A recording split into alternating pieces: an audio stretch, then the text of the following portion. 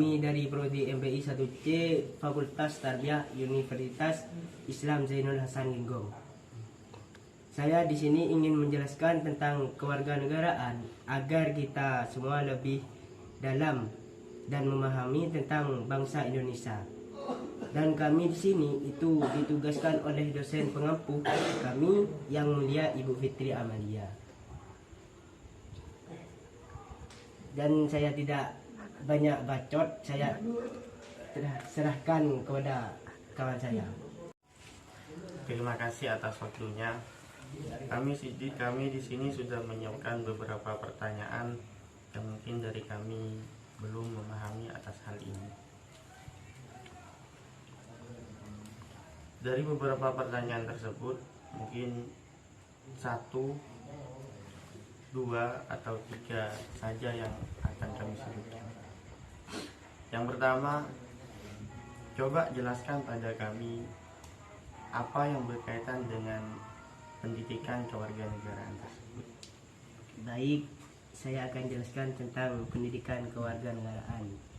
Jadi, pendidikan kewarganegaraan adalah membawa misi pendidikan moral bangsa, membentuk warga negara yang cerdas, demokratis, dan berakhlak mulia, yang secara konsisten melestarikan dan membanggakan cita-cita demokrasi dan membangun karakter bangsa tersebut. Oh ya, jadi itu dari teman kami. Nah, kalau menurut kami maksud dari pendidikan kewarganegaraan itu masih terdapat visinya. Apa sih visinya dari pendidikan kewarganegaraan?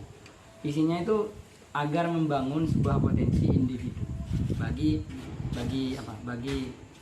teman-teman. Maksudnya dari kalangan pelajar supaya bangsa negara Indonesia ini menjadi bangsa yang terkenal dengan ilmu pengetahuan yang luas. Itu yang kita harus pahami. Apa sih kewarganegaraan? Nah, itu kita sekiranya lebih mendalam tentang bangsa kita, bangsa Indonesia, agar dari teman-teman pelajar itu tahu, Bisa tahu ya. ya bisa tahu gitu. Ya itu ya dari kami. Mungkin ada lagi mungkin. Ya, terima kasih. Nah, untuk pertanyaan yang kedua, Ya. kami butuh penjelasan terkait tentang identitas nasional. Apa sih identitas nasional bangsa Indonesia? Baik, di sini saya akan menjelaskan tentang identitas nasional Indonesia, yaitu merupakan ciri-ciri yang dapat membedakan negara Indonesia dengan negara lain. Itu saja. Nah, jadi ada sebuah perbedaan berarti. Iya. Nah, kalau menurut saya itu dicontohkan perbedaan antar bangsa dengan bangsa yang lain. Contohnya seperti bendera kita, itu bendera merah putih, lambang bangsa seperti Garuda dan Pancasila dan Undang-Undang Dasar. Itu kan sebagai pembedaan. Itu yang dinamakan identitas nasional bangsa Indonesia. Ada sebuah perbedaan antara bangsa satu dengan bangsa yang lain. Gitu. Untuk pertanyaan selanjutnya, berikan penjelasan pada kami terkait pelaksanaan demokrasi di Indonesia pada saat itu. Nah, demokrasi, sistem demokrasi pada Indonesia itu memang bertahap. Kalau pada hari ini sistem demokrasi kita itu menggunakan demokrasi Pancasila. Gimana?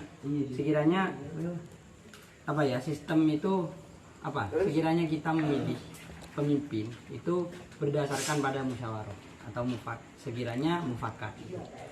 Ada permusyawaratan lah di antara kita semua. Kan ada sistem apa? Coblos itu demokrasi di Indonesia. Ya, pertanyaan selanjutnya mungkin yang keempat. Ini pertanyaan terakhir. Ya.